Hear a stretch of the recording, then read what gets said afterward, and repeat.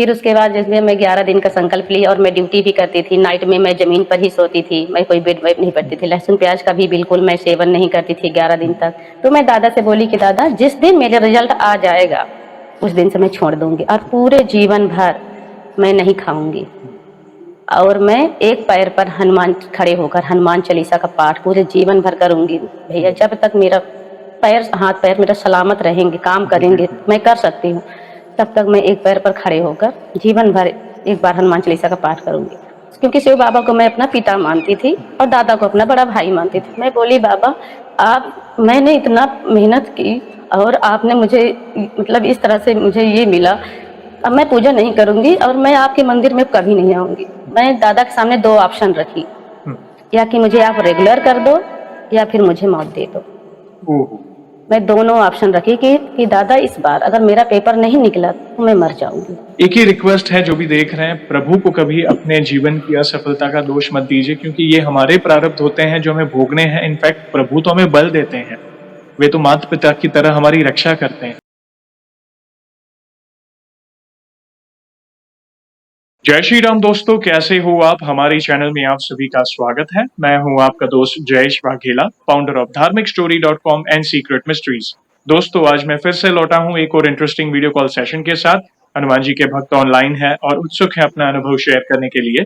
और वीडियो में आगे बढ़ने से पहले आप सभी को बता दूं कि अगर आप भी हनुमान जी से जुड़े अपने अनुभव मुझसे इंस्टाग्राम वीडियो कॉल पर शेयर करना चाहते हैं तो इंस्टाग्राम की लिंक मैंने डिस्क्रिप्शन में दी है, उस पर क्लिक करें, मुझे फॉलो करें और मैसेज करें। मैं जल्द से जल्द आपसे जुड़ूंगा और वीडियो कॉल सेशन शेड्यूल करूंगा। और अगर आप ईमेल के माध्यम से अपने अनुभव शेयर करना चाहते हैं तो हमारा ईमेल आईडी है dharmikstory@gmail.com। तो चलिए आगे बढ़ते हैं आज के इस वीडियो कॉल सेशन में। नमस्कार बहन, जय श्री राम आपको। जय श्री राम भैया, और हमारे सीक्रेट मिस्ट्री के सभी प्यारे भक्तों को भी जय श्री राम। जय श्री राम, आपका बहुत बहुत स्वागत है आज के इस वीडियो कॉल सेशन में और धन्यवाद जो आप अपना समय निकाल कर इनिशिएटिव ले रहे हैं हमारे प्रिय बालाजी का गुणगान करने के लिए। सबसे पहला सवाल बहन ये बताएं कि आपका पूरा नाम क्या है, आप कहाँ से बिलोंग करते हैं और आप क्या करते हैं? जय भैया, मेरा नाम नीलम सिंह है और मैं रीवा जिला की रहने वाली हूँ और बाय प्रोफेशन मैं एक गवर्नमेंट नर्स हूँ। रीवा यानी मध्य प्रदेश से बिलोंग करते हैं जी। अच्छा लगा जानकर। और आगे बढ़ने से पहले सभी दर्शकों से कहना चाहूंगा कि अगर आप रेगुलर बेसिस पर हनुमान जी से जुड़े अनुभव देखना चाहते हैं, उनसे जुड़ी महिमा सुनना चाहते हैं तो हमारी चैनल को अवश्य सब्सक्राइब करें, बेल आइकॉन को अवश्य दबाएं ताकि आने वाले नए नए भक्तों के प्यारे प्यारे अनुभव आप सबसे पहले देख सकें।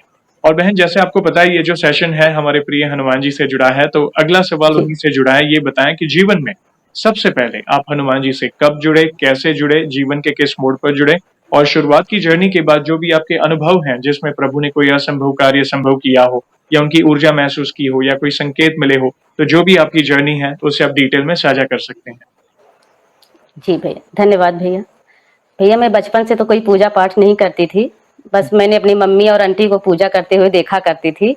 तो बस ये था कि हाँ पूजा वूजा होती है, और बाकी मैं भगवान को नहीं मानती थी।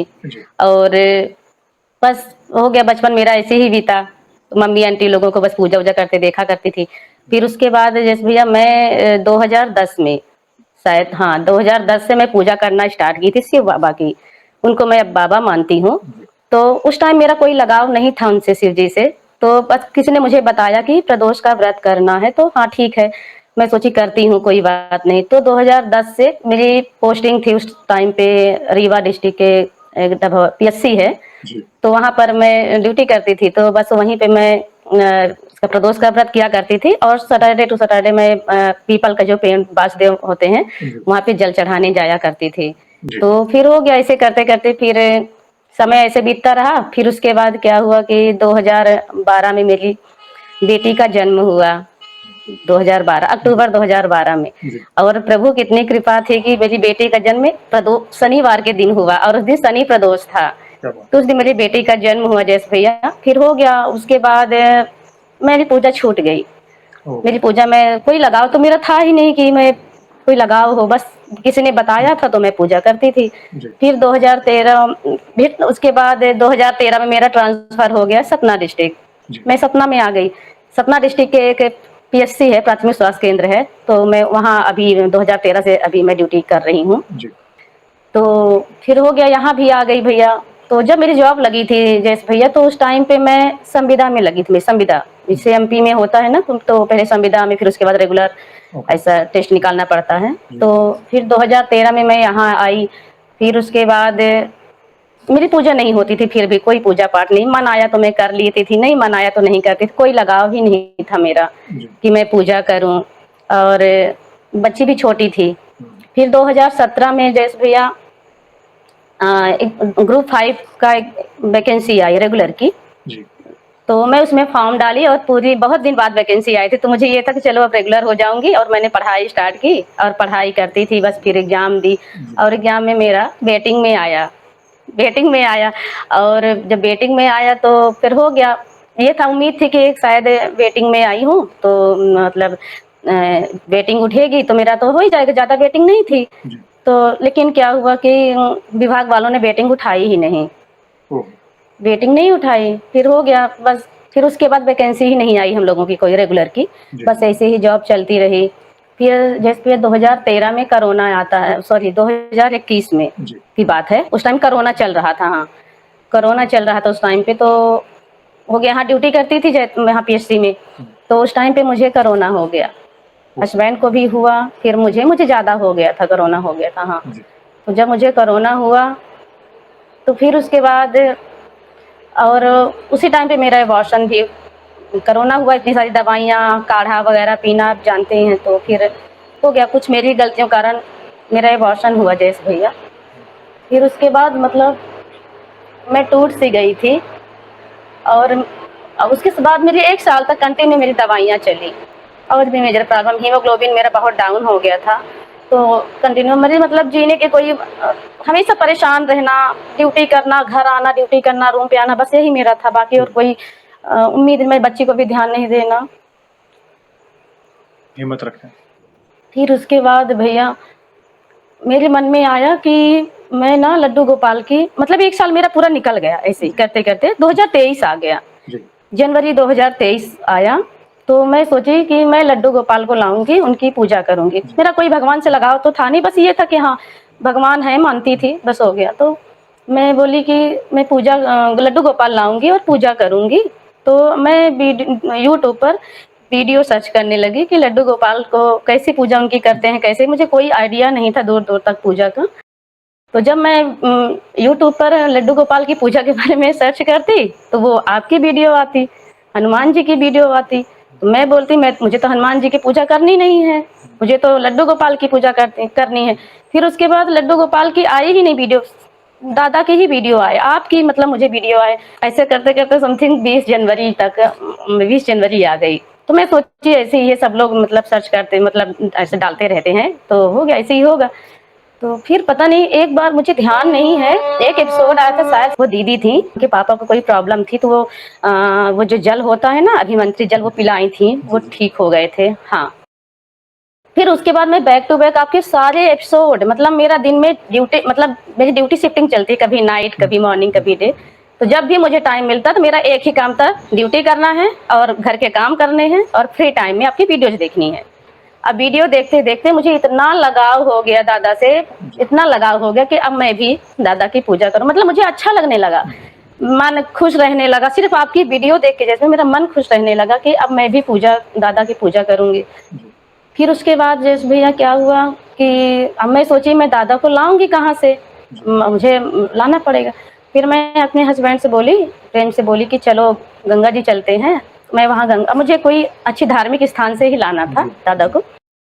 फिर मैं वहाँ गई तो दादा की एक जो फ्रेम वाली होती है ना फोटो, पंचमुखी, नहीं सॉरी, राम दरबार की फोटो, पंचमुखी, वो सॉरी फ्रेम, वो लाई, और दादा की फोटो फ्रेम लाई, सुंदरकांड की बुक लाई, और जो रहल होती है ना जिसमें रख के पढ़ते हैं, वो मैं प्रयागराज से लाई। तो वहाँ से, हाँ प्रयागराज। और मैं बताना चाहूँगी जैसे भैया कि मेरा ससुराल प्रयागराज डिस्ट्रिक्ट में ही आता है जी। मैं वहाँ से ले आई, अब ले आई, उसके बाद मैं सोची अब मैं पूजा स्टार्ट करूँगी। तो अब जैसे भैया मैं अपनी अब दादा से मेरी मुलाकात कैसे हुई, ये जर्नी शेयर करने से पहले मैं दादा का आवाहन करना चाहती हूँ, क्योंकि तो मेरी पिछली मतलब बात थी कि मेरे साथ पिछला क्या था, कैसा था। तो मैं दादा का आवाहन करना चाहती हूँ, उसके बाद फिर मैं जी। कैसे क्या हुआ मैं शेयर करूँगी हूँ। जय श्री राम। अच्छा। जय श्री अतुलित बलधामं हेमशैलाभदेहं दनुजवन कृशानं ज्ञानिनामेऽग्रगण्यं सकलगुणे निधानं वानराणामिधीशं रघुपति प्रियभक्तं वातिजातं नमामि। जय श्री जय राम। श्री राम। जय श्री राम।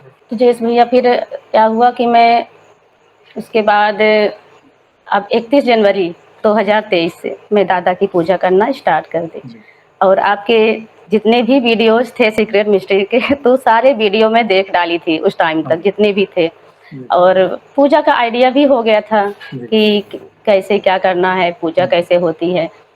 फिर उसके बाद जयेश भैया मैं खुश रहने लगी थी, मुझे अच्छा लगता था कि हो गया ठीक है, एबॉर्शन हुआ, कोरोना हुआ, जो भी मेरे पिछले लाइफ में हुआ मुझे ठीक है, अच्छा कोई दिक्कत नहीं, जो हुआ सो हुआ। फिर उसके बाद मुझे किसी ने बताया जैसे भैया कि आप पीपल में जल चढ़ाया करिए, पीपल को नहलाया करिए। तो अब दादा की पूजा तो स्टार्ट कर दी थी, मैं बकायदा सब कुछ ले आई फोटो फ्रेम, उनकी पूजा मैंने स्टार्ट कर दी। और मतलब मुझे खूब लगाव हो गया था उनसे, खूब लगाव हो गया था। और उनको मैं भाई मानी कि मैं आपको दादा मैं अपना बड़ा, क्योंकि मेरा छोटा भाई है और सबसे छोटा भाई है मेरा, कोई बड़ा भाई नहीं है। तो मैंने बोला कि आप मेरे बड़े भाई बन जाओ और मुझे हमेशा सही रास्ता दिखाना कि मेरे से कभी कोई गलती नहीं हो, कभी किसी के मेरे द्वारा दिल ना दुखे। तो मैं दादा से ऐसे बोली, पूजा स्टार्ट करी। और फिर उसके बाद मैं ढूंढने लगी कि पीपल का पेड़ अब मुझे कहाँ मिलेगा। तो अब मैं मार्केट में तो है पीपल का पेड़, लेकिन यहाँ आसपास मुझे समझ में नहीं आता था कि पीपल का पेड़ कहाँ होगा। तो ऐसे करते करते मुझे एक दिन मतलब पूजा मैं कर रही थी, एक दिन मुझे सपना आता है जैसे भैया रात में कि जो मेरा ये रूम है तो उसमें एक आंगन है। तो मैं सपने में आता है कि उसमें 2 पीपल के पेड़ हैं और वो खूब बड़े पेड़, मतलब लंबे से 2 पेड़ हैं। तो मैं उनको छू के देख रही हूँ कि ये पीपल के ही हैं। तो अब मैं सपने में मतलब सोच रही हूँ कि अरे ये तो पीपल है और मेरे घर में ही है, और मैं सगले ढूंढ रही, हर जगह ढूंढ रही हूँ बाहर। फिर मैं हो गया, मेरी नींद खुली, सुबह हुई तो हमारे हॉस्पिटल में चौकीदार हैं, नाम नहीं लेना चाहूंगी उनका। तो उनसे बोली कि भैया यहाँ कहीं पीपल का पेड़ है क्या, मुझे पूजा करनी है। और जहाँ पर दादा की भी मतलब मंदिर हो और पेड़ भी हो। तो जी हाँ, उनको मैं दादा बोलती हूँ। तो जहाँ तो मेरे दोनों काम हो जाएंगे, दादा के दर्शन भी हो जाएंगे, क्योंकि डेली तो बहुत व्यस्त लाइफ है भैया, तो डेली तो टाइम नहीं मिलता मैं मंदिर जा पाऊँ। तो दोनों काम मेरे एक साथ हो जाया करेंगे, दादा के दर्शन भी हो जाएंगे और जल भी चढ़ा लिया करेंगे। तो भैया बोलते हैं कि दीदी आपके घर के पीछे ही तो पीपल का पेड़ है। मैं बोली मैं आज तक नहीं देखी, क्योंकि मैं 2013 से रह रही हूँ, मेरे घर के रूम के पीछे थोड़ा सा दूर है मतलब, लेकिन वहाँ पे कोई आवागमन को ज्यादा नहीं है, तो अच्छी जगह है मतलब। तो मैं बोली कहाँ है, तो बोले कि पीछे ही है, और वहाँ पे मंदिर तो मैं देखी थी, क्योंकि वहाँ पे हर साल खिचड़ी पर ना मेला लगता है जनवरी में। तो कोई लगाव नहीं था, तो इसलिए मैं कभी ध्यान नहीं दी, कि कोई मतलब ही नहीं था। तो मैं बोली हाँ मंदिर तो है पर पेड़ तो मैं नहीं देखी। तो बोले कि हाँ पेड़ भी है, आप वहाँ पे जाइए। फिर हो गया, अब तो मुझे इंतजार था कि जल्दी शनिवार आए और मैं वहाँ जाऊँ। तो जब मैं अपने हस्बैंड से बोली कि चलो मुझे वहाँ जाना है, पेड़ पीपल में जल चढ़ाना है। पहले तो ये तैयार नहीं है, बोले तुम्हारा रोज कुछ न कुछ रहता है और मैं ड्यूटी जा रहा हूँ, मेरे पास टाइम नहीं। मैं बोली ठीक है मत जाओ, मैं अकेले चली जाऊंगी। तो उस दिन मेरी शायद डे ड्यूटी थी। हाँ, तो मैं मॉर्निंग में सुबह खूब, अब मुझे रात भर नींद ना आए कि जल्दी सुबह हो और मैं जल्दी जाऊं और दादा के भी दर्शन करूं और जल चढ़ाऊं। तो जब मैं ये फिर तैयार हो गई, बोले ठीक है चलो। जब मैं पहली बार गई जैसे भैया, वहां देखी सेम टू सेम हूबहू वही पेड़ जो मेरे सपने में आए थे, वही पेड़। ये मेरे लाइफ का फर्स्ट अनुभव है मतलब, सबसे पहले। और उसी तभी और हाँ, फिर वो सेम वही पेड़ और बगल में दादा का मंदिर, मंदिर के जस्ट बगल में पेड़, और 2 पेड़ जैसे मेरे सपने में आए थे सेम वैसे ही पेड़ थे जैसे भैया। और अब भैया मैं अपना अनुभव शेयर करना चाहती हूँ, मेरे लाइफ का सबसे बड़ा अनुभव जिसे दादा ने पूरा किया है भैया। तो अब मैं बताती हूँ आपको कि 2023 में ग्रुप 5 की फिर वैकेंसी आई। 2017 में आई थी ना, बताई थी। फिर तब से अब आई है फिर से जाकर 2023 में। अब 2023 में हाँ ग्रुप 5 की वैकेंसी आई। अब मैं बहुत खुश थी कि चलो अब तो दादा मेरे साथ हैं और मेरा तो अब तो निकलना ही है। तो फिर उसके बाद मैं क्या की जैसे भैया कि फॉर्म वगैरह सब डाल दी और उसके बाद मैं 11 दिन का संकल्प ली। मैंने आपके वीडियोज में देखे थे कि कैसे संकल्प लेते हैं, तो मैं 2000 फिर मैं संकल्प ली 11 दिन का, 7 बार हनुमान चालीसा का पाठ करने का और साथ में अखंड ज्योत में जलाई। 11 दिन तक अखंड ज्योत जलाई कि मैं दादा मैं पूरी कोशिश मैं भी करूंगी और आप भी करना और मेरा इस बार एग्जाम निकल जाए, क्योंकि मैं बार बार फेलियर नहीं बर्दाश्त होता मुझसे। फिर उसके बाद जैसे मैं 11 दिन का संकल्प ली और मैं ड्यूटी भी करती थी। नाइट में मैं जमीन पर ही सोती थी, मैं कोई बेड वेड नहीं पड़ती थी। लहसुन प्याज का भी बिल्कुल मैं सेवन नहीं करती थी 11 दिन तक। फिर ऐसा करते करते जैसे भैया मेरा 11 दिन का संकल्प मेरा पूरा हुआ और 28 जून का जब जून का महीना आया, 28 जून को मेरा एग्जाम की डेट आई कि 28 जून को मेरा पेपर होना है। तो जिस दिन मेरा पेपर होता, बारिश का महीना था, तो फिर मैं अब तैयार हुई और मैं पीछे मंदिर जहाँ मैं जाती थी पीछे दादा के मंदिर में गई कि बोली आप मेरे साथ चलिए और आप मेरे साथ रहना और आप मेरा पेपर दिलवाना। हो गया, गई पेपर वगैरह सब मतलब हुआ, अच्छे से पूरा हुआ। सब ऑनलाइन एग्जाम होते हैं भैया। तो पेपर हुआ, उसके बाद फिर आई और अब मुझे बहुत अच्छे मेरे नंबर आए।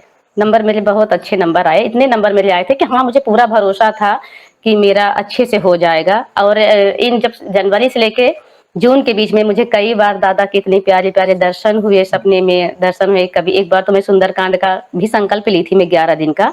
तो दादा जैसे मैं रात में फल चढ़ाई थी, केला का प्रसाद चढ़ाई थी, तो सपने में मतलब देखती हूँ कि मेरे आंगन में खूब सारे कपिराज आए हैं, खूब सारे कपिराज आए हैं और वो केला मतलब केला खा रहे हैं। और एक तो इतने सुंदर थे जैसे भैया, इतने सुंदर थे कि मतलब मैं शब्दों से उनका बखान नहीं कर सकती।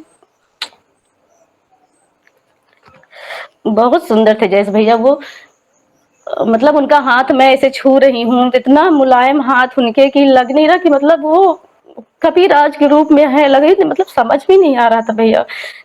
फिर वो मेरा प्रसाद, वही केला के प्रसाद मैं उनको खिला रही हूँ। कई बार मुझे ऐसे दर्शन उनके हुए सपने में, हमेशा उनके सपने आने लगे, दर्शन होने लगे जैसे भैया।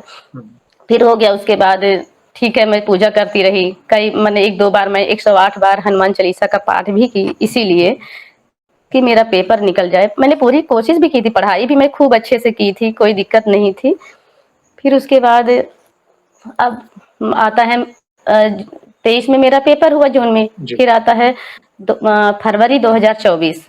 अब इंतजार करते करते रिजल्ट ही ना आए। फिर फरवरी 2024 में मेरा रिजल्ट आया। 12 फरवरी 2024 को रिजल्ट आया मेरा। और मुझे तो पूरी उम्मीद थी कि मेरा हो ही जाएगा, कोई प्रॉब्लम तो ऐसी है नहीं। फिर जब रिजल्ट आया जैसे भैया, उस दिन मेरे रूम के पीछे मंदिर है एक शिव जी का भी, तो वहाँ भंडारा था, तो मैं गई थी भंडारा खाने और वहाँ से आई तो पता चला कि रिजल्ट आया हुआ है। और जैसे मैं देखी 1 पॉइंट्स में बाहर थी जैसे भैया, सिर्फ 1 मतलब एसबी ने क्या किया था कि नॉर्मलाइजेशन किया था। नॉर्मलाइजेशन होता है, एक प्रक्रिया होती है, उसमें नंबर किसी के बढ़ भी जाते हैं, किसी के घट भी जाते हैं भैया। मेरे नंबर मतलब सोचिए उतने नंबर कटे, मतलब मैं पॉइंट से वेटिंग में आ गई और मतलब 1-2 वेटिंग ऐसे, मतलब इतने कम वेटिंग में अब तो मेरे पैरों तले से जमीन ही खिसक गई। मतलब बहुत इतना रोई मैं, जहाँ पर मैं मतलब दादा को मंदिर बनाई हूँ, खूब रोई मैं, खूब रोई, बहुत ज्यादा रोई। और माता रानी को भी मैं, शारदा मैया को भी मानती हूँ, तो खूब रोई। और उनकी मतलब फोटो फ्रेम है माता रानी का, उनको मैं उठा के बोली आज के बाद मैं आप मेरे साथ नहीं रहेंगी। और उनको ले जाके हमारे हॉस्पिटल में शिव जी का मंदिर है, वहाँ पे दादा भी हैं, शिव जी भी हैं और माता रानी गौरा जी भी हैं। तो वहाँ मैं रखाई और बाबा, क्योंकि शिव बाबा को मैं अपना पिता मानती थी और दादा को अपना बड़ा भाई मानती थी। मैं बोली बाबा मैंने इतना मेहनत की और आपने मुझे मतलब इस तरह से मुझे ये मिला, अब मैं पूजा नहीं करूंगी और मैं आपके मंदिर में कभी नहीं आऊंगी। और फिर जैसे भैया मैं माता रानी को रख दी वहीं, मैं बोली आप मेरे साथ नहीं रहेंगी। और फिर वहाँ रख के मैं आ गई। फिर उसके बाद भैया शिवरात्रि आई, मार्च में शिवरात्रि थी, जबकि मैं हमारे यहाँ शिवरात्रि पे डॉक्टर साहब थे तो रिटायर हो गए हैं, वो यहाँ पे पूजा करते थे, करवाते हैं हर साल मतलब पूजा शिवरात्रि पर। तो मैं हर साल मैं शिवरात्रि पे जाया करती हूँ, मतलब रूम मंदिर की साफ सफाई करना, भंडारे में शामिल होना, पूजा में रहना। मैं उस साल नहीं गई, मैं बोली नहीं जाऊंगी मैं, और अब मैं नहीं गई सच में। फिर मैं आधी दूर तक अब मुझसे मतलब रहा भी ना जाए, मैं कुछ दूर तक जाऊँ फिर वापस आऊँ, अब मैं सोची नहीं मैं नहीं जाऊंगी, नहीं गई मैं। हो गया, शिवरात्रि भी बीत गई। फिर उसके बाद कुछ दिन बाद मतलब मैं फिर गई मंदिर, मैं बोली मुझे माफ कर दो, और माता रानी से भी माफी मांगी और फिर उनको वापस लाई। मैं बोली आप मेरे साथ रहो, जो मेरे नसीब में लिखा था वो शायद मेरे ही कर्म अच्छे नहीं होंगे, इस कारण से मेरा नहीं निकला पेपर।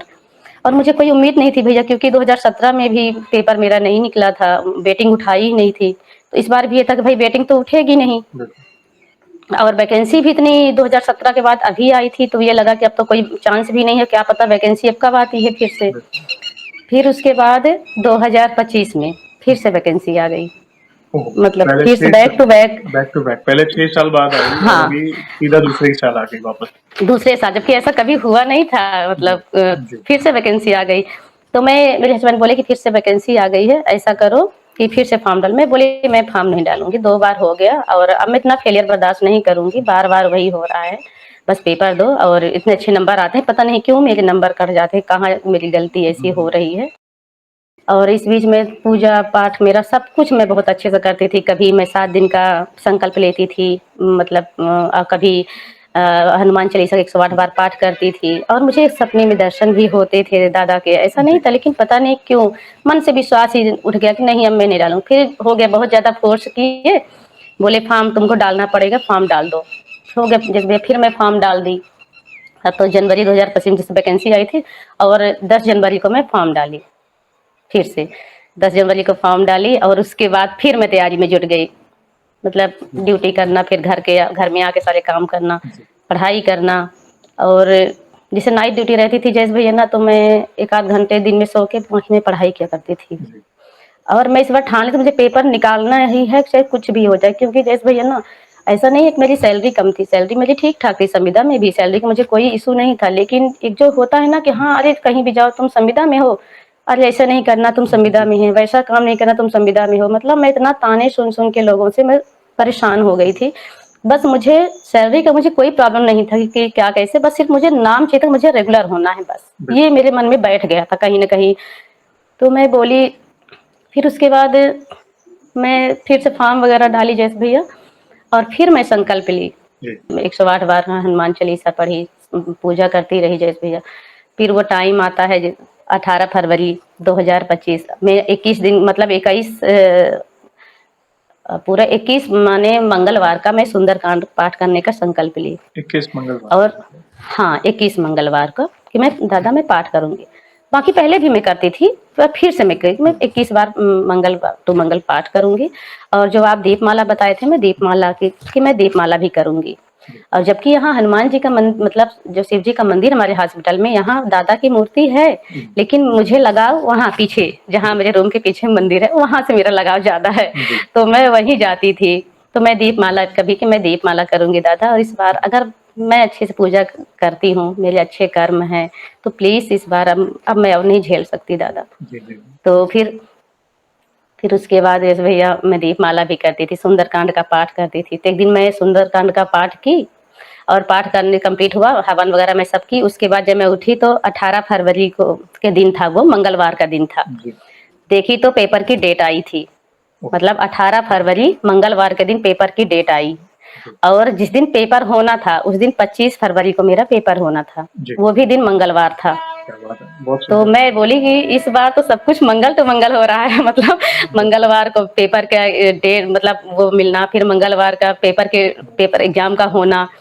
और फिर जैसे भैया मेरा पेपर जिस दिन अब डेट आ गई पेपर की 25 फरवरी मतलब कब मेरा पेपर होगा, तो फिर मैं गई पीछे मंदिर कि दादा पिछली बार तो आप मेरे साथ गए थे, उस बार तो मेरे साथ गए थे, लेकिन इस बार सारे क्वेश्चन आपको अटेंड करने हैं, मुझे नहीं, मैं तो सिर्फ वहां बैठी रहूंगी, इस बार आपको करना है।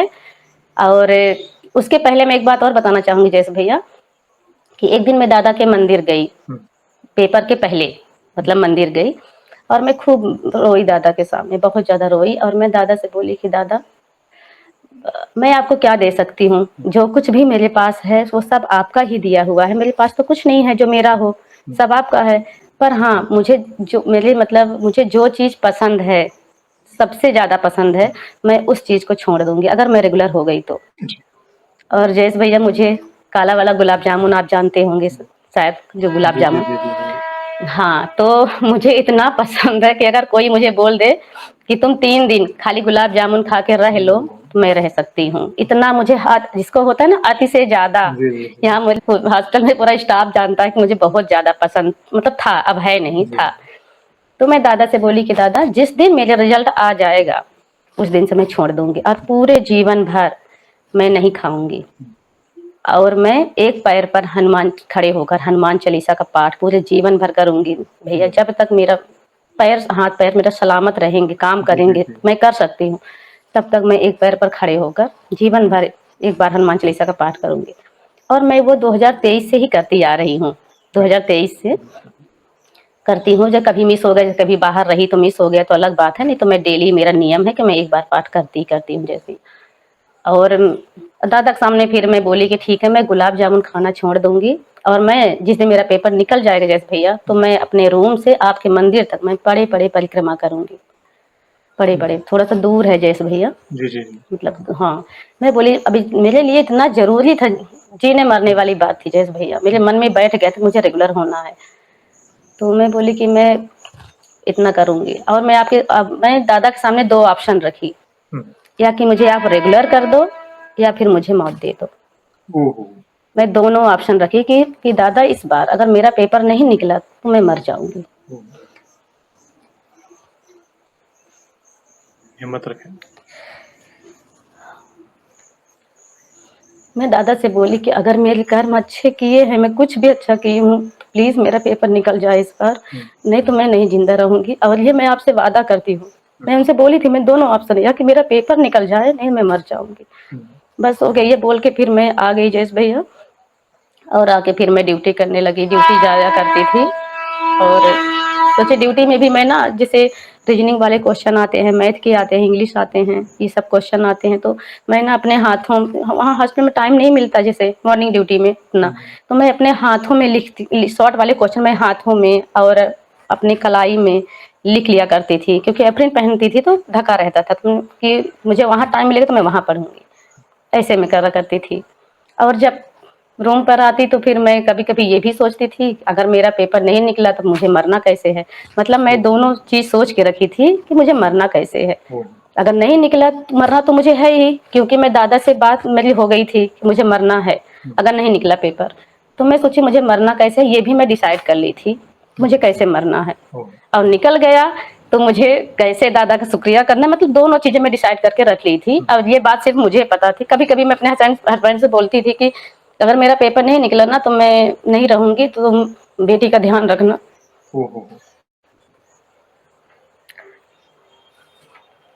ये बोलते हैं कि ऐसा थोड़ी होता है, कोई मरता थोड़ी है। बोलते थे तुम्हें किस चीज की कमी है जो तुम मर जाओगी, मुझे बहुत अच्छा ससुराल मिला भैया, मुझे किसी चीज की कोई दिक्कत नहीं थी भैया। तो ये बोले कि ठीक है दुनिया में सब लोग पेपर देते हैं, क्या सबका थोड़ी होता है। मैं बोली नहीं, मैं दादा से वादा कर ली हूँ और जो मैं वादा की हूँ उसको मैं पूरा करूंगी। फिर उसके बाद जैसे भैया मैं बताना चाहूंगी 18 फरवरी 2025 की जब डेट आई, एग्जाम की डेट आई, अब मैं फिर आती हूँ अपने उस पर। अब मैं जब गई दादा से बोली कि दादा चलिए और मेरे साथ चलिए और इस बार आपको ही पेपर देना है। उस बार तो आप साथ में गए थे लेकिन इस बार आपको ही देना है। और दादा की एक पेंडल, छोटी सी पेंडल भैया मैं गले में पहन के गई थी, अगर आप कहेंगे तो मैं दिखाऊंगी भी आपको। जी, जी, बिल्कुल। ये है वो पेंडल दादा की। जय श्री राम। ये है जय श्री राम जय भाई। श्री राम। बहुत सुंदर है। जय श्री। तो मैं इनको पहन के गई। अब मैं वहां जब गई जैसे भैया, तो वहां क्या हुआ कि जितने भी हम लोग ये हेयर बैंड वगैरह सब कुछ जो लगाए थे, वो सब इतना चेकिंग मतलब जब होती है तो सब पूरा बाल वाल खुलवा देते हैं पूरा, उसके बाद सब चेक करते हैं। अब ये दादा के पेंडल देखे, बोले इसको अंदर नहीं ले जा सकते इनको। मैं बोली कि इनको जाने दीजिए साथ में मेरे, आप देख लीजिए। मैं उनसे रिक्वेस्ट की बहुत की, फिर वो उसके बाद बोली कि ठीक है हो गया, अच्छे से देखी होगी, दादा की मतलब देखी अच्छे से, बोली ठीक है हो गया। अब मैं जब अंदर गई जैसे भैया, तब मुझे इतना डर लगे कि अब कैसे होगा क्या होगा, मतलब कुछ घंटे से कुछ मतलब टाइम के लिए पहले फ्री बैठे रहते हैं, फिर उसके बाद ऑनलाइन जब क्वेश्चन खुलते हैं मतलब, तो मैं बैठी थी, मैं बोली दादा आप यहाँ पर टेबल पे ही, मैं बोली बैठिए और इस बार आपको ही मेरे सारे क्वेश्चन जो भी है सॉल्व करने हैं, मैं तो सिर्फ बैठी रहूंगी। तो अब जैसे ही टाइम हुआ, जैसे स्टार्ट हुआ, क्वेश्चन खुले, तो क्वेश्चन जब मैं देखी तो मैं तो बस एक पल के लिए ये लगा कि इस बार अब कुछ नहीं होगा। इतने टफ पेपर 2023 के अकॉर्डिंग, जब मैं 25 में पेपर दी, बहुत टफ पेपर थे जैसे भैया। तो फिर हो गया, मैंने एग्जाम दी और जब हम लोग सबमिट करते हैं ना, तो लास्ट में आंसर आ जाते हैं कि मैंने कितने नंबर हमको मिले। देखिए तो मेरे बहुत अच्छे नंबर, दादा के आशीर्वाद से मुझे बहुत अच्छे नंबर आए फिर से। अब मैं जब फिर खुशी खुशी वापस आई, बोले कि कैसा पेपर गया, मैं बोली पेपर ठीक गया। मैं ज्यादा खुश नहीं हुई क्योंकि उस बार भी बहुत खुश हुई थी। मैं बोली ठीक है पेपर। फिर उसके बाद जैसे भैया मैं घर आई तो जब रास्ते में मुझे दादा के दर्शन भी हुए, कपिराज के दर्शन हुए मुझे, खूब सारे कपिराज थे, दर्शन हुए मुझे अच्छे से, दर्शन हुआ। फिर मैं घर आई, फिर हो गया इंतजार होने लगा रिजल्ट का कि चलो रिजल्ट कब आएगा। फिर जैसे भैया 29 अप्रैल को, वो भी दिन मंगलवार था जिस दिन रिजल्ट आया मेरा। फाइनली 29 अप्रैल 2025 को रिजल्ट आया। मैं शादी में गई थी तो समथिंग 7 बज रहे थे, तो ये बोले कि रिजल्ट आ गया है तो एडमिट कार्ड अपना भेजो, मैं देख लेता हूँ। तो मैं सोची कब एडमिट कार्ड भेजूंगी तो मेरा कहीं फिर से ना वही हाल हो जाए पिछली बार जैसा। तो मैं बोली कि नहीं रहने दो, मैं जब टाइम मैं फ्री रहूंगी तो मैं देख लूंगी। बोले नहीं दो मैं देखता हूँ। फिर इनके पास एडमिट कार्ड मेरा रखा रहा होगा जैसे भैया, तो फिर ये देखिए बोलते हैं कि तुम्हारा सिलेक्शन हो गया। अब मुझे भरोसा ही ना हो, सिलेक्शन हो गया मेरा, भरोसा। अब जयेश भैया संविदा कोटा से हम लोगों की जो ड्यूटी करता है, जिनके 5 साल होते हैं उनका कोटा अलग होता है, तो संविदा कोटा से मेरी दूसरी रैंक आई थी, ऑल एमपी मेरी दूसरी रैंक आई थी जयेश भैया। कहाँ मैं दादा से बोली थी कि मेरे लिस्ट में नीचे ही नाम दे देना, लेकिन मेरी दूसरी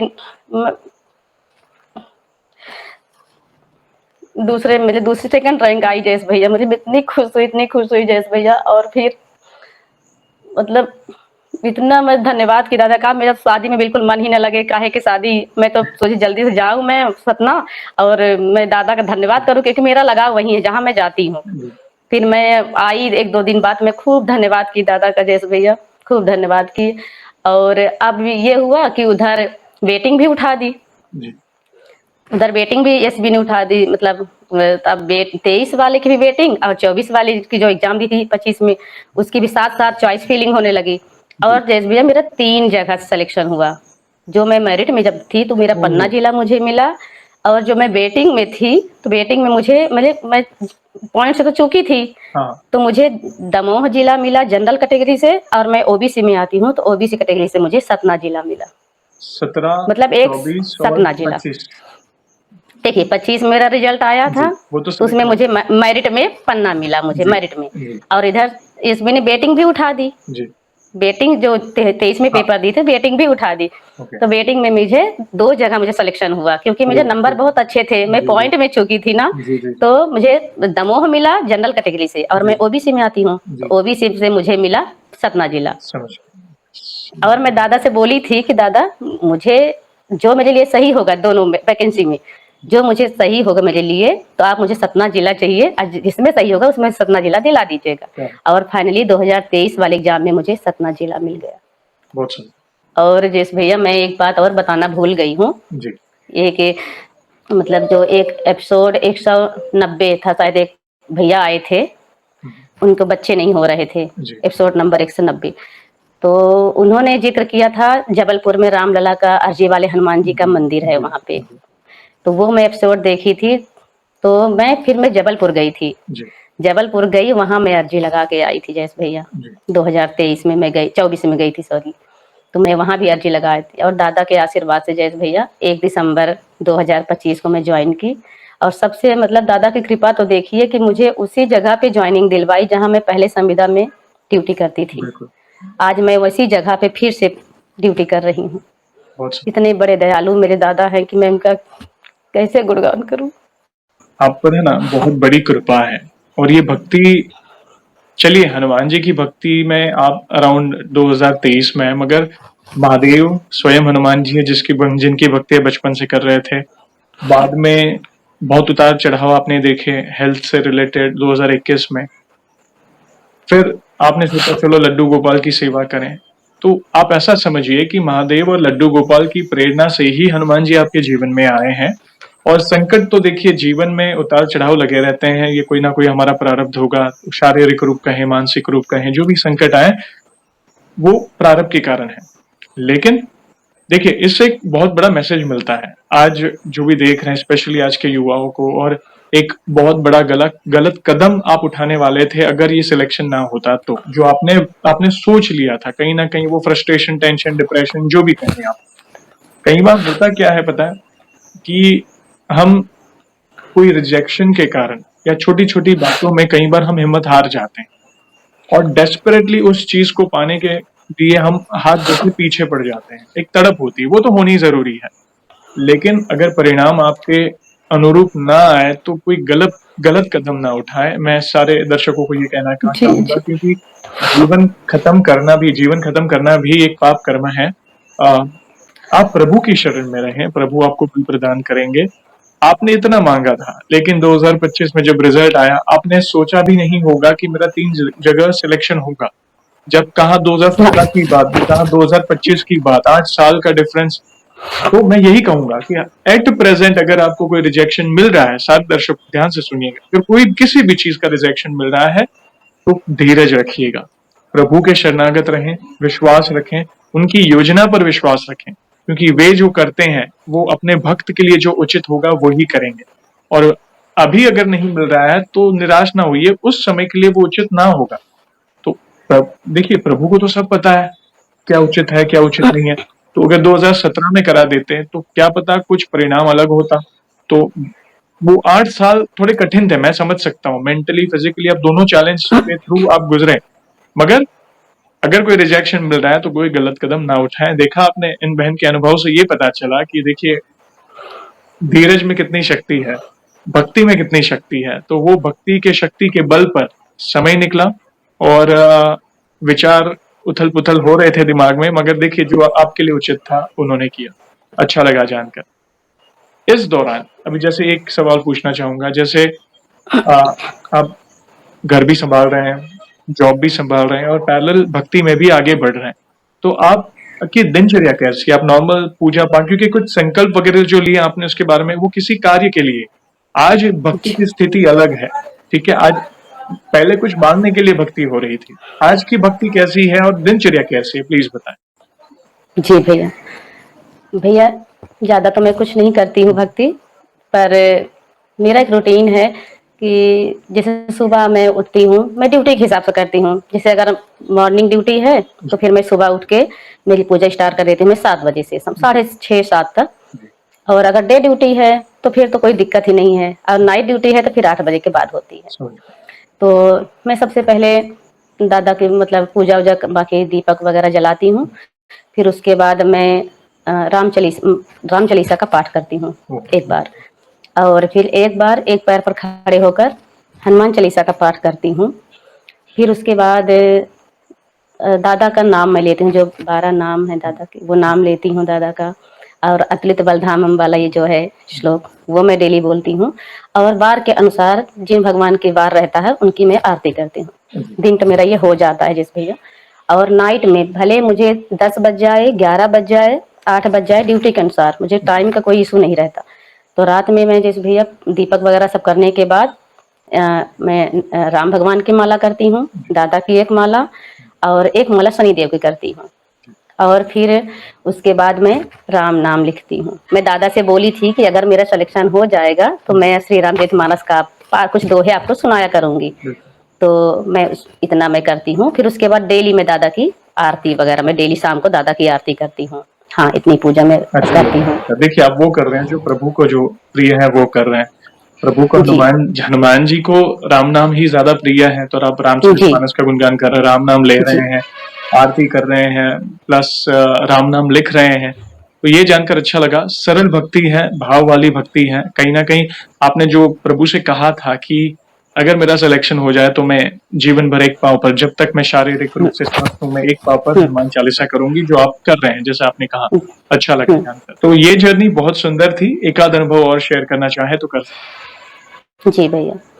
भैया मैं जब 2023 में बागेश्वर धाम गई थी तो वहां से मैं दादा की एक पीतल की मूर्ति लाई थी। तो मैं दादा से बोली कि मैं आपकी इतनी पूजा करती हूँ, अगर आप मेरी पूजा स्वीकार करते हैं तो आप इसी रूप में मुझे दर्शन दीजिए सपने में।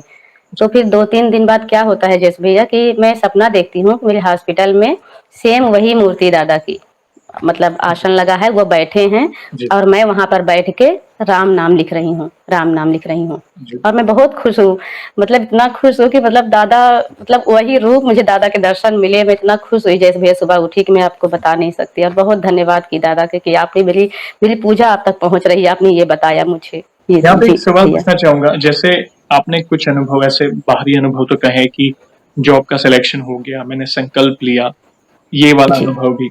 मगर व्यक्तिगत रूप से जैसे एक समय आप पूरी तरह से मानसिक रूप से देखें तो टूट चुके थे। आप शारीरिक, जी मानसिक दो, क्योंकि हेल्थ प्रॉब्लम आई थी 2021 में, जॉब में रिजेक्शंस हो रहे थे, कुछ पॉइंट्स मतलब कुछ पॉइंट्स मतलब कहते हैं ना उसके पॉइंट ऊपर, से जी। हाँ, वेटिंग में जा रहे थे, वो लिस्ट बाहर नहीं आ रही थी। तो 8 साल जो आपने बीते, मगर आज आपकी भक्ति की स्थिति अलग है। तो व्यक्तिगत रूप से क्या आपके अंदर चेंजेस आए हनुमान जी की भक्ति से? चेंजेस मेरे अंदर ये आए भैया कि पहले मैं ना कोई मुझे कुछ बोल देता था ना तो मैं उसको सोचती थी कि ये मुझे ऐसे बोल कैसे दिया, दिन भर मैं सोचा करती थी। जी। और अब ये है, और कहीं कोई बैठा है 2-4 लोग तो मैं भी बैठती थी, मैं भी सुनती थी कहीं इसकी बुराई कहीं उसकी बुराई सुनना। और अब मुझे कोई मतलब नहीं है, जी। मैं अपनी ड्यूटी करती हूँ भैया और उसके बाद अपने अपने रूम पर आती हूँ। जी। और इन बीच में भी काम करती हूँ और उसके बाद जो टाइमिंग मिलता है मुझे, तो मैं एक वो राम नाम जाप करने के लिए काउंटर होता है ना, जी। जी। जी। अंगुली में फंसा के, जी। जी। जी आपके ही चैनल से मैंने देखा था। हाँ। तो मैं राम नाम का अपना जाप करती हूँ, बाकी अपनी बेटी है तो उसकी पढ़ाई वगैरह घर के काम, अब मुझसे कोई किसी से मतलब नहीं है। जैसे भैया मैं अपना ड्यूटी करी, कोई मुझसे अगर अच्छे से बोल दे तो मैं बोल दी जय श्री राम है, नहीं है तो भी जय श्री राम, मैं अपने में मस्त रहने लगी और मैं बहुत खुश रहती हूँ जैसे भैया, बहुत खुश रहती हूँ। मेरी लाइफ पूरी तरह से चेंज हो गई। ये भक्ति की जी शक्ति भैया। है, राम नाम का बल है। हाँ देखिए, जीवन में उतार चढ़ाव लगे रहते हैं, दिन है तो रात आएगी, रात है तो दिन आएगा, ये परिवर्तन है जो भगवत गीता में भी प्रभु ने हमें समझाया है। तो मगर आप भक्ति कर रहे हो, प्रभु की शरण में हो, तो वो समय आप पर हावी नहीं होगा जो पहले हुआ था। देखिए, आपको बल मिलते गया, बल मिलते गया, और आज आपकी भक्ति की स्थिति अलग है। एक समय ऐसा था तब जी आपने भक्ति करना बंद कर दिया, आपने देवी माँ का जो फोटो है वो आप हॉस्पिटल में जाके रख गए, रख के आए एक रिजेक्शन के कारण कि मेरे नौकरी में रिजेक्शन आया, ये आया, बहुत सारी चीजें आपके दिमाग में हो रही है। देखिए, ये ह्यूमन टेंडेंसी है, कई बार हम हिम्मत हार जाते हैं, लेकिन एक ही रिक्वेस्ट है जो भी देख रहे हैं, प्रभु को कभी अपने जीवन की असफलता का दोष मत दीजिए, क्योंकि ये हमारे प्रारब्ध होते हैं जो हमें भोगने हैं। इनफैक्ट प्रभु तो हमें बल देते हैं, वे तो माता पिता की तरह हमारी रक्षा करते हैं। आप सोचिए ना, अगर कुछ आगे पीछे होता तो आज हालात अलग होते। मगर प्रभु के नाम के बल से आज देखिए आप बैठे हैं, उनकी महिमा का गुणगान कर रहे हैं, और उनकी इच्छा से आप बैठे हैं, बुलवाने वाले वे हैं, जानकर अच्छा लगा।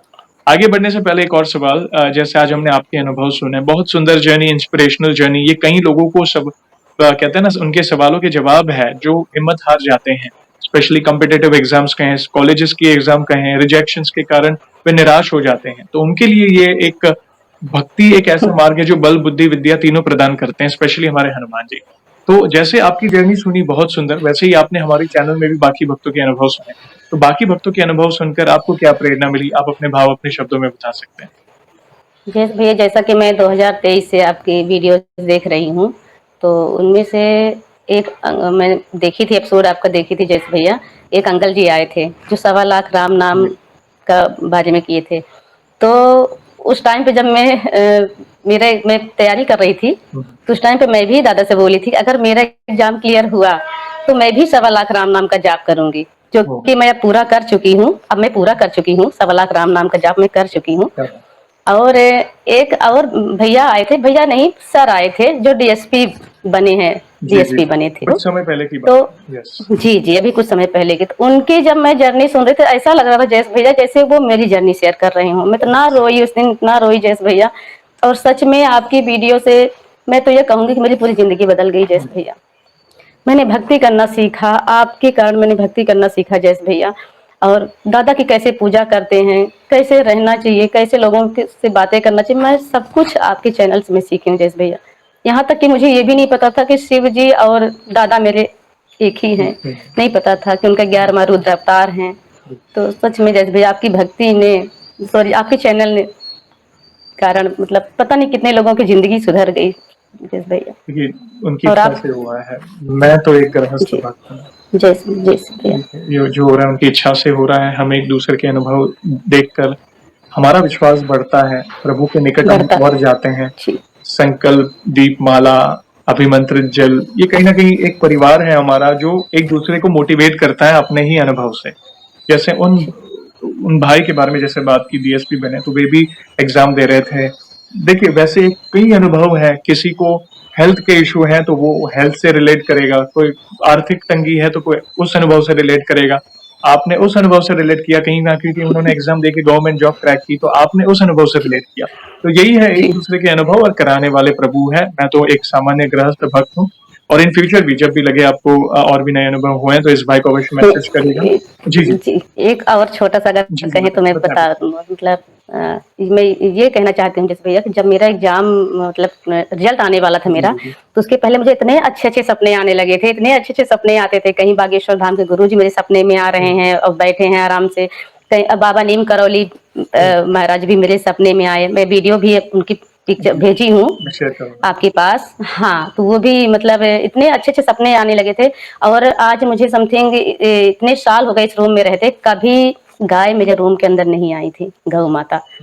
मेरे रिजल्ट आने से ठीक कुछ दिन पहले 2 गौ माता मेरे, एक काली और एक सफेद और एक बछड़ा उनका, मेरे रूम के अंदर सीधे आ गए डायरेक्ट, और जहां मैं पूजा करती जाके वहां खड़े हो गए। सोचिए जैसे भैया, क्या इतने सारे इत्तेफाक नहीं हो सकते। हो। मतलब इतने सपने पे सपने, मतलब इतने पॉजिटिव चीजें मुझे दिखने लगे सपने में भी, दिन में, मतलब हर चीज मुझे। तो थोड़ा सा मुझे लग गया था कि हाँ मेरा काम अब हो गया है, मतलब अंदर से समझ में आने लगा था जयेश जी भैया।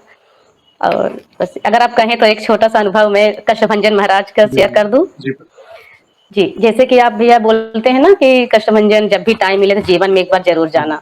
तो मेरी भी ऐसे में पूजा कर रही थी, तो मैं दादा से बोली कि दादा क्या मुझे भी कभी आप बुलाओगे, मैं तो यहाँ रहती हूँ आप वहां रहते हो। तो बस ऐसे ही होता रहा, 2 दिन बीते तो मुझे रात में सपना आता है जयेश भैया कि मैं कष्टभंजन महाराज के यहाँ गई हूँ, कष्टभंजन गई हूँ, वहां धाम गई हूँ। और मुझे अब देख तो मैं सपना रही हूँ, लेकिन मुझे लग ही नहीं रहा कि मैं सपने में गई हूँ, ऐसा लग रहा मैं रियल में गई हूँ वहां पे।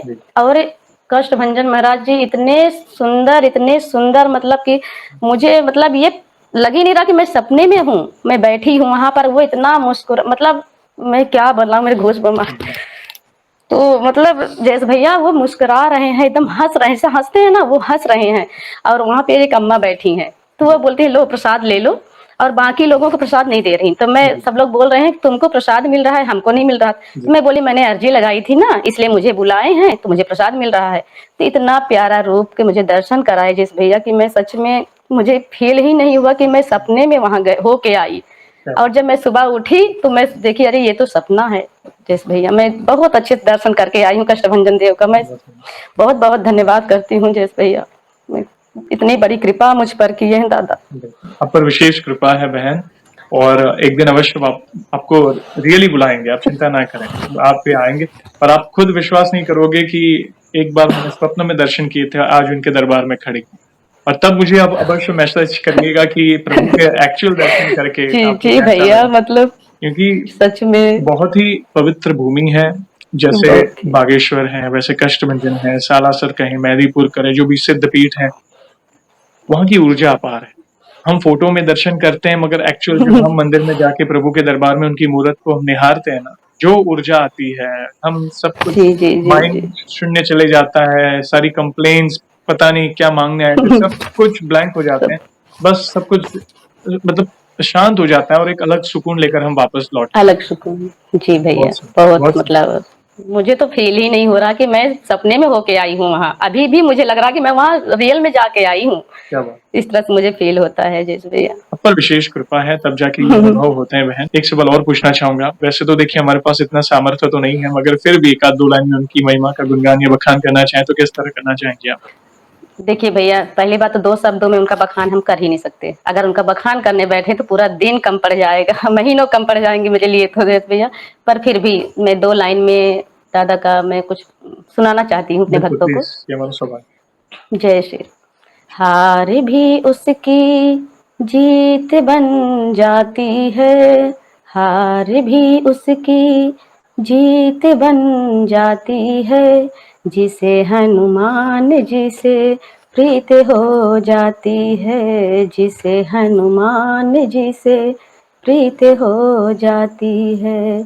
श्री राम जय राम, जय जय राम, श्री राम जय राम, जय जय राम। धन्यवाद बहन, बहुत ही सुंदर और अनमोल शब्दों में आपने उनकी महिमा का गुणगान किया और सेशन को हम ऐसे ही एंड नहीं करेंगे, आपको तो पता ही है, प्रभु श्री राम के नाम का जयकारा और हनुमान जी के नाम का जयकारा जी, अवश्य लगाएँगे, फिर सेशन को एंड करेंगे। तो आप जुड़िए, जो भी भक्त जहाँ जी, कहीं से इस सेशन को देख रहा है, भारत में है, भारत के बाहर है, चल फिर रहा है, ऑफिस में, किचन में, प्लीज़ जयकारे में जुड़िए, फिर सेशन को एंड करेंगे।